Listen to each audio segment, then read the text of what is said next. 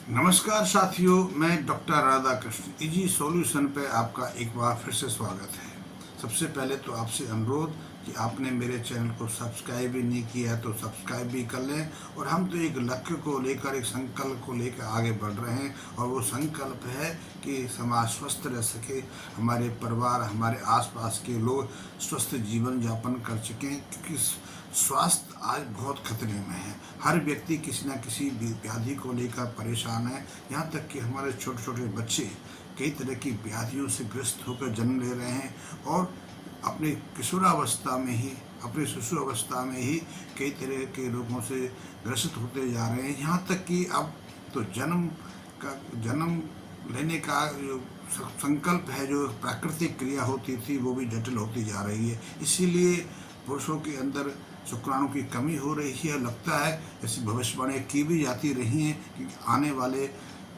समय में बच्चों को जन्म देना भी दूभर हो जाएगा। स्त्रियों की बात की जाए तो स्त्रियों में भी जो संतान उत्पन्न की जो क्षमता है वो गिर रही है। उनके अंदर भी फर्टिलिटी पावर में गिरावट आती जा रही है। इस संकल्प को लेकर कि स्वस्थ समाज रह सके, हमने एक प्रयास शुरू किया है। वो प्रयास है कि हमारा स्वास्थ्य है, हमारा जीवन है, वो प्रकृति के साथ, यहाँ तक कि हमारी खेत की मिट्टी के साथ जुड़ा हुआ है।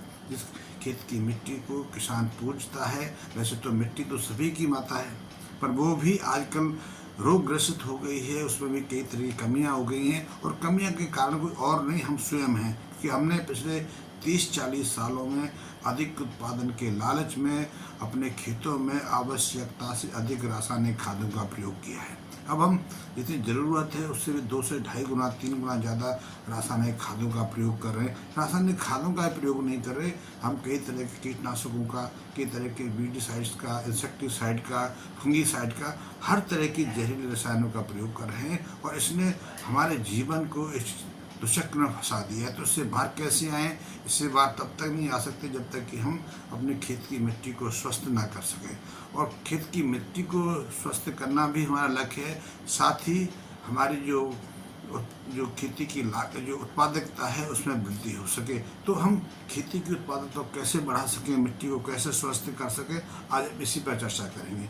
खेती की उत्पादकता बढ़ाना, अपनी फसल को की प्रोडक्टिविटी बढ़ाना तो हर किसान का लक्ष्य रहता है। चाहे वो फसल खाद्यान्न की करता हो, चाहे वो साग सब्जियाँ उगाता हो, चाहे वो अपने बागीचों में फलों के वृक्ष रोपण करता हो। लक्ष्य रहता है कि ज़्यादा उसकी उत्पादकता बढ़े, क्योंकि उत्पादकता बढ़ेगी तो उसकी संपन्नता भी बढ़ेगी, वो अपने परिवार को अच्छी तरह से पाल पोस सकेगा। लेकिन उत्पादकता बढ़ाने के लिए हमारे आसपास जितने दृष्टिकोण रहते हैं, जितने परामर्श होते हैं, हम उनको समाज से ही ग्रहण करते हैं। और यदि ये परामर्श किसी विशेषज्ञ व्यक्ति की तरफ से, विशेषज्ञ संस्था की तरफ से आता है तो हमें ज़्यादा प्रभावित करता है। पिछले 30-40 सालों में हमने उत्पादकता बढ़ाने के लिए हमने उत्तम बीजों का प्रयोग किया, हमने रासायनिक खादों का प्रयोग किया, हमने उत्पादक हार्मोन्स का प्रयोग किया, हमने ग्रोथ प्रमोटर का प्रयोग किया, हमने हर उस चीज़ का प्रयोग किया जो हमारी उत्पादकता बढ़ा सके। लेकिन परिणाम ये है कि हम इतने प्रयास करने के बावजूद भी इसमें निष्फल हो रहे हैं। और अब पिछले 2-2.5 दशक से तो स्थिति और भी बदल गई है। बदल ये गई है कि जितना हम खादों पर अधिक निर्भर होते जा रहे हैं, खादों की मात्रा अपनी फसलों में बढ़ाते जा रहे हैं, इंसेक्टिसाइड, पेस्टिसाइड का प्रयोग कर रहे हैं, लेकिन उत्पादकता में गिरावट आती जा रही है।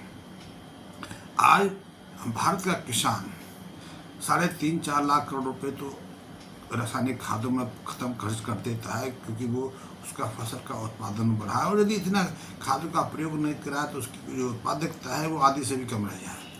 जब वो अधिक मात्रा में रासायनिक खादों का प्रयोग करता है, ये मैं नहीं कहता, हमारे कृषि विशेषज्ञ कहते हैं, हमारे किसी जो अनुसंधान करता है उनके निष्कर्ष कहते हैं कि जितनी अधिक मात्रा में हम रासायनिक खादों का प्रयोग मिट्टी में करते हैं, मिट्टी की फर्टिलिटी घटती है, मिट्टी का की जो नमी है वो घटती जाती है, मिट्टी की जो प्राण शक्ति है, जो चेतना शक्ति है, जो जीवनी शक्ति है, जिसे हम मिट्टी के सूक्ष्म तत्व कहते हैं, वो घटते जाते हैं। उसके कारण उत्पादकता में निरंतर गिरावट आती जा रही है।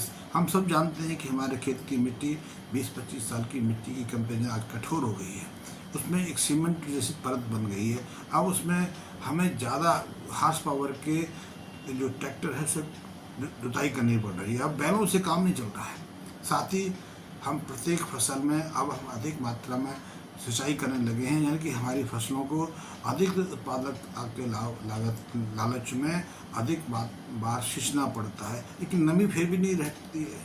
और तो ये भी बात पता चलने लगी कि हमारी मिट्टी के अंदर जो प्राण शक्ति होती थी, जीवाणु होते थे, वो भी धीरे धीरे समाप्त होते जा रहे हैं। और आदमी खोजे तो ये कहते हैं, हमारे भारत की जो बात करें तो हमारी भारत जो मिट्टी है, हमारे देश की जो खेत की मिट्टी है, उसमें ऑर्गेनिक कार्बन की मात्रा अब 0.1 और 2% के आसपास हो गई है, जो 15 साल पहले के तक तो करीब 0.7 से लेकर 1% के आसपास होती थी। और यदि और पीछे लौट जाएं तो एक समय हमारे देश की खेत की मिट्टी में जो ऑर्गेनिक कार्बन था वो 3 से 5% होता था। इसलिए उस समय हम एक मुट्ठी रासायनिक खाद अपने खेत में डाल देते थे, क्योंकि भरपूर उत्पादन होता था।